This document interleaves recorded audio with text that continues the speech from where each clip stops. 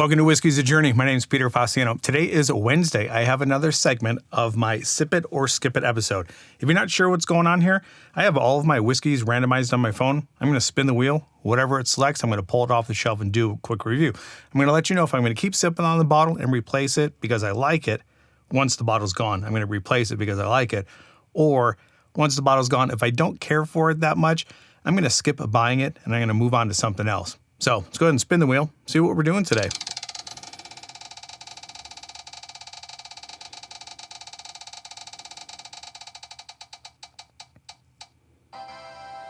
All right, we are doing the 1792 Cognac Finish. So let me go ahead and grab this, do a quick pour. Before I get into that, quickly, in the description below, I have a Patreon account. If you're interested in supporting the channel, read through that. If you want to select one of the tiers that best suits you, go ahead and do that. If you're not subscribed to the channel and you end up liking what I'm doing, subscribe to the channel.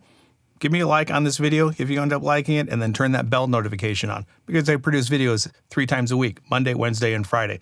Let me go ahead and get this. Be right back. All right, so we got the Cognac Cask Finish. This is a relatively new offering from 1792. Just for my sake, it's 95 proof. All the information for this is right here. And all of my tallies. Oh, I got the Bourbon jerk, Glencairn. If you don't know who he is, he and his son are now on the channel together. Head over there. If you like what he's doing, subscribe to his channel. So, what was I saying here? Oh, this is a relatively new offering from 1792.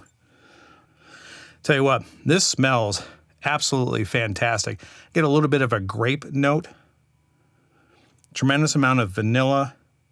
It's not something that's burning the nose at all at, what was this, 95 proof. I think I've done a review on this, and each time I go back to it, I get something a little bit different. So I don't know if it's just opening up in the bottle or not. But yeah, it smells like strawberry, cherry, bubblegum, vanilla, low spice, if any spice at all. I really do like the way that it's nosing. So let's go ahead and get it on the palate. Cheers, everybody. On the palate, I have to say the dominant note is a strawberry or cherry bubblegum. Very slightly oaky and a very slight amount of pepper spice, but not much at all.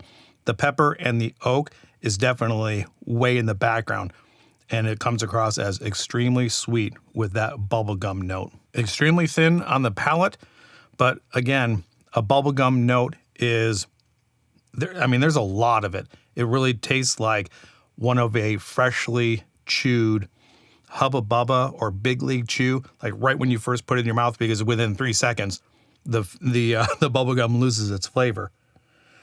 And same thing here. That finish kind of falls off rather quick as well. The finish is a little bit bitter. Not too bitter where it's up over the top, but there is, yeah, just some off-putting note that I'm not crazy about, and it's on the back end, like the very back of the palate. All right, so that was the first sip. Let's go ahead and get a second sip in, and then I think this is going to be a pretty quick one, and I'll let you know if it's a sip or a skip. If you've had this, let me know how it is. And I know they also came out with the extended casks.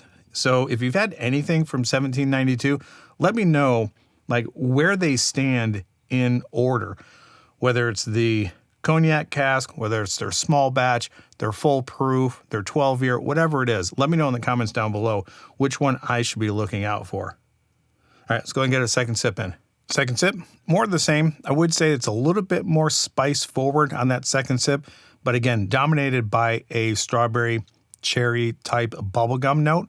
A little bit of a, almost like it has that dusty coating on the outside. Washes over the tongue. It's pretty thin.